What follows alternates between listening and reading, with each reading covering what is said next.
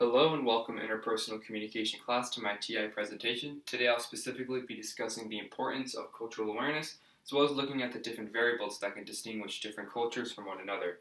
For me personally, my own background and experiences growing up in a third world country, specifically in Indonesia, has significantly shaped my perspective on culture as a whole, which prompted me to choose this topic as a result. Overall, cultural awareness is essential in understanding communication as a whole, and in being able to establish meaningful relationships outside of our everyday familiar environments. Today I'll be looking at the basic definition of the term culture and how my personal experiences has shaped my own perspective on culture and developing one's cultural awareness, as well as looking at individualistic versus collective cultures and high context versus low context cultures, and how these variables fit into the grand scheme of understanding culture as a whole.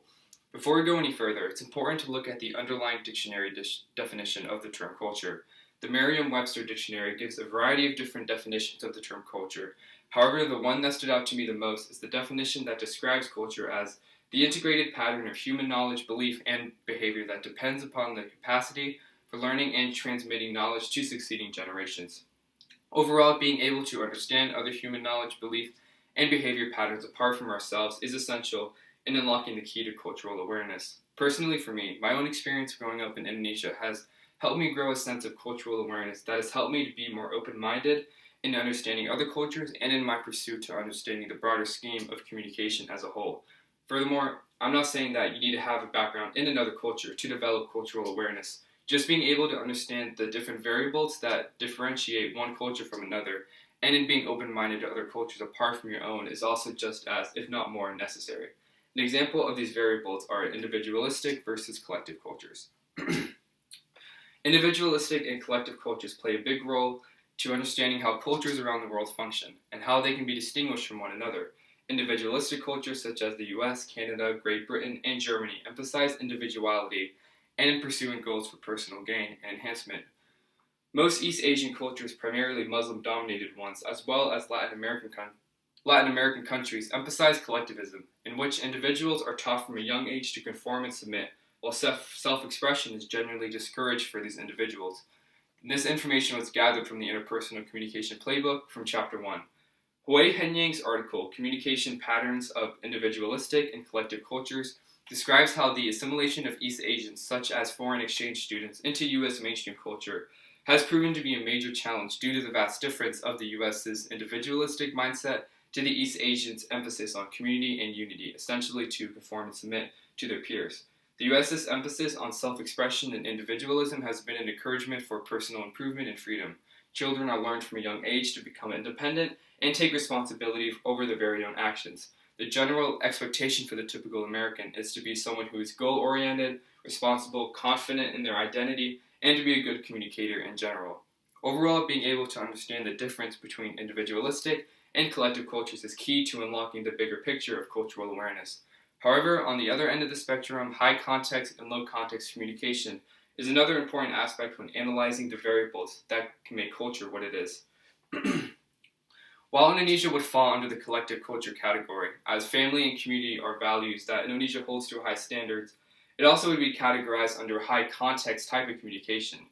High context communication is another essential aspect of culture that helps distinguish one culture from one another. To put it briefly, high context cultures highly emphasize tradition, which can cause them to seem overly polite and direct during conversations in general. However, on the other end, low context cultures are more direct and confrontational in nature and have less difficulty making decisions. And I was able to get that information from the Interpersonal Communication Playbook, also from Chapter 1. Furthermore, low context cultures such as the US and the UK put more emphasis on communication that is competent and clear. Typically, what is said is truly meant. From growing up in Indonesia, I remember it was always hard to ask directions or even get a simple answer from someone, as Indonesia's low context nature causes Indonesians to typically resort to saying yes, even if they don't know the answer. In Kyoying and Bahoden's article, Stress, Task, and Relationship Orientations of Taiwanese Adults, an examination of gender in this high context culture, it describes how in the nation of Taiwan, high context culture has a correlation with stress levels amongst its inhabitants. As a result of this, Taiwanese male and females face stresses from different sources, especially from within their families.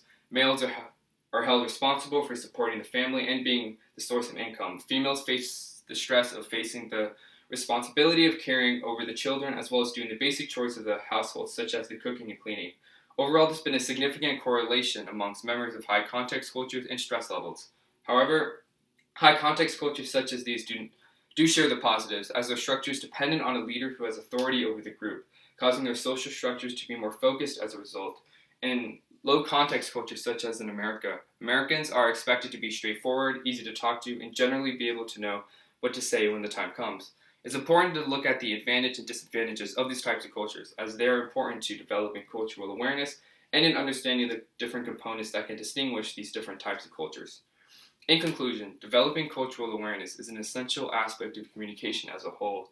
Being ignorant to others' cultures can significantly slow down our ability to establish meaningful relationships to those around us who come from different cultures. Communication should never be exclusive to those who are outside of our own culture and orientation. It should always be open to anyone, as communication functions as a way to humans to interact with one another, regardless of the culture, social status, etc.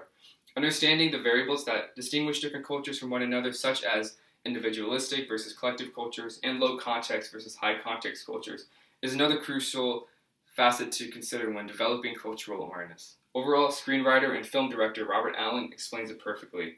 Cultural differences should not separate us from each other, but rather, cultural diversity brings a collective strength that can benefit all of humanity. Well, thank you for listening to my TI presentation, and I hope I was able to inform as well as challenge you in developing cultural awareness.